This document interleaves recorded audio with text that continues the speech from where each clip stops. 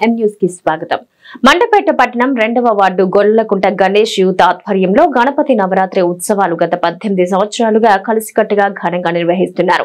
గణపతి నవరాత్రి ఉత్సవాలు 8వ రోజు సాయంత్రం తమ గణేష్ మండపం వద్ద అఖండ దీపారాధన ఏర్పాటు చేశారు. దేవతామూర్తుల బొమ్మల మధ్య ఏర్పాటు చేసిన అఖండ దీపారాధనను 2వ వార్డు కౌన్సిలర్ చిట్టూరి సతీష్ ప్రత్యేక పూజలు చేసిన అనంతరం ప్రారంభించారు.